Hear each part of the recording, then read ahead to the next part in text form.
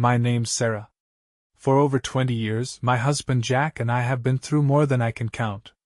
We've had some beautiful moments, like the way he'd always smile when I walked into the room, or the time we took that impromptu road trip just to escape everything. But when I think back on our marriage, it's hard to ignore how toxic things became in the early years. There were so many arguments, misunderstandings, and an undercurrent of resentment that neither of us knew how to deal with. It felt like a never-ending storm, and no matter how hard we tried to weather it, we could never get it to pass. I don't know when it started, when the cracks appeared, but by the time we reached 2009, everything felt like it was unraveling. The holidays, normally a time of warmth, became a battlefield. We were already tense, but the pressure of Christmas, with all its expectations and responsibilities, made everything worse. The weight of the season was on me, but it wasn't just the holiday that had me spiraling. I was overwhelmed with work, the kids, and trying to hold everything together. And then, in the chaos, I forgot to enter our daughter's name into the charity gift program. That mistake felt like the final straw. Our finances were tight, and Christmas was already shaping up to be a bleak one. The tree sat bare, the stockings hung but empty, and there was a chill in the air that had nothing to do with the weather. It was more than just a bad Christmas. It was a reminder of how far we had fallen. Jack didn't take it well. The argument started over the phone, as it often did during those years. It was like everything had been building up, and now it was spilling over. Words flew like daggers, cutting deep into places we'd kept hidden for too long. The fight escalated quickly, and I couldn't keep up. When he told me to pack his things because he was leaving, a part of me just snapped. I wasn't shocked. I had been waiting for this moment for so long. Our relationship had become a ghost of what it once was, and I was tired. So, I packed his things. Without hesitation. There was something almost cathartic about it, but also deeply sad. Relief mingled with a raw, undeniable anger. When Jack left, he went to stay with his aunt, someone who had always been a steady presence in our lives. She was a kind woman, always composed, always put together. I used to wonder how she had it all figured out while I felt like I was drowning. But she was a safe harbor for Jack, someone he turned to when everything felt like it was falling apart. And it wasn't long before I found out that Jack wasn't just staying at her house. He was with someone new. Her name was Rebecca. I didn't know her at first, but when I met her, something about her rubbed me the wrong way. She seemed too perfect, too composed. It wasn't even that she was mean or cruel, she was just distant. Like she was playing a part in a script I didn't understand. I tried to dismiss the feeling, but I couldn't shake it. Jack and Rebecca had clicked instantly, and I could see that it wasn't just a brief fling. It was the escape Jack had been looking for. I didn't know it then, but Rebecca was the lifeline Jack had grabbed onto when the rest of his world was crumbling. In the chaos of our unraveling marriage, she was the calm he thought he needed.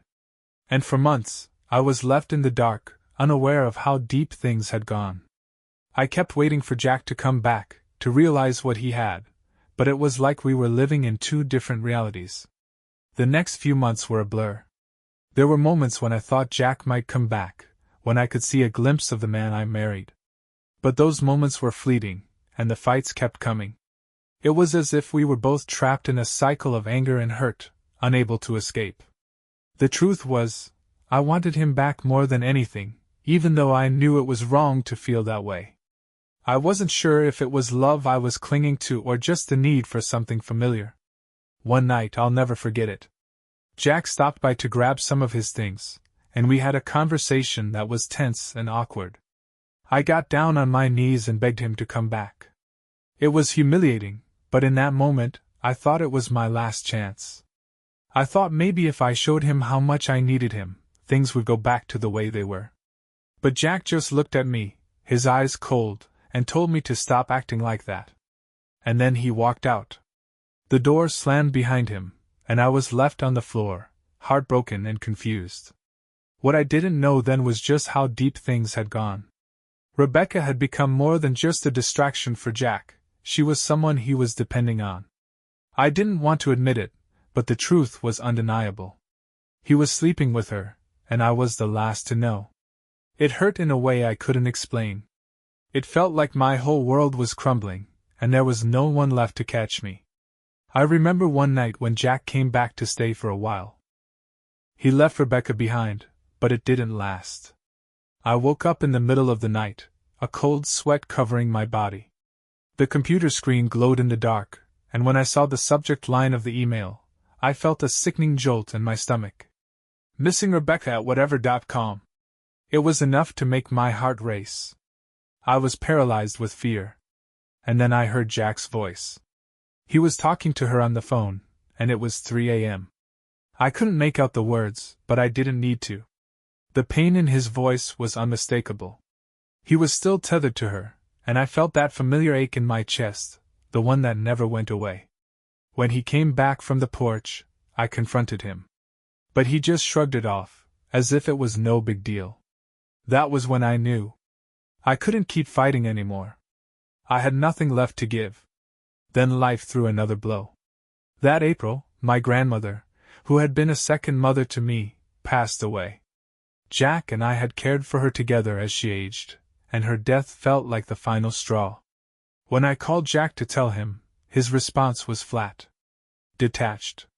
In the background, I could hear Rebecca's voice, telling him it shouldn't bother him. It shattered me.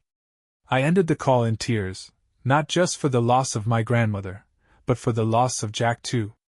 I took care of the funeral arrangements alone. I threw myself into fixing up the house, working on home projects just to feel like I was doing something right. But even in the midst of all that, I couldn't shake the emptiness that Jack had left behind. During this time, I started reconnecting with his aunt.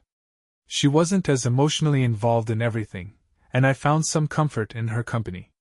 She kept encouraging me to start dating again. It felt too soon, but I figured I might as well give it a shot. She introduced me to a man she knew, and for the first time in a long while, someone showed interest in me. Then Jack reached out. I had blocked him everywhere, but somehow, he found a way to contact me through a new account. His message was full of regret, full of apologies. He said he had woken up and realized he had been a fool. He was in the same city as Rebecca, but he wanted to come home. He claimed he had made a huge mistake, that he wanted to leave her behind. At first I was firm.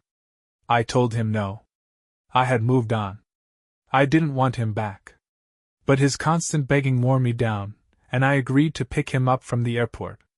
When I saw him again, a part of me wanted to believe him. I wanted to think he had changed. But another part of me was still too scarred, too hurt by everything that had happened.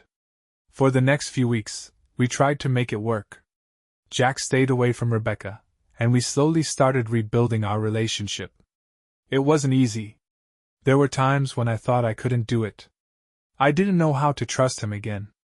But little by little, we began to heal. Within 6 months, we were back on track. And then we found out we were expecting a baby.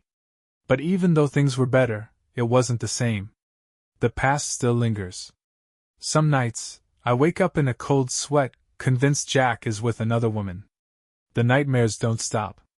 In those dreams, Jack tells me he can't be with me anymore, and every time, it breaks me all over again. Even when I wake up, the fear doesn't go away. Jack is different now. He's kinder, more attentive. He listens to me more. We don't fight like we used to, and our love is stronger than ever. But there's still a part of me that can't fully let go of the hurt. There's this wound that will never fully heal, and I don't know how to move past it. The problem isn't Jack. It's me. I feel betrayed. I feel like I'll never fully get over what happened, and I wonder if Rebecca will come back. If she does, would Jack choose me? Or would he fall back into that old pattern? I've tried to talk to him about it, but he doesn't know what to do with my feelings. He says it's a me problem. Maybe he's right, but it doesn't make it easier.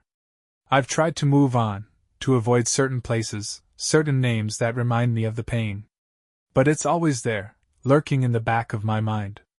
Rebecca's name, it's like a continent, always present, always pulling at me. I don't know what to do anymore. I wish I could confront her, tell her how much damage she caused, but a part of me doesn't want to give her that satisfaction. I feel stuck in an endless cycle, and I don't know how to break free. Maybe I should talk to someone, get therapy, but it's hard to know where to start. Writing this down has helped more than I expected. Thank you for listening.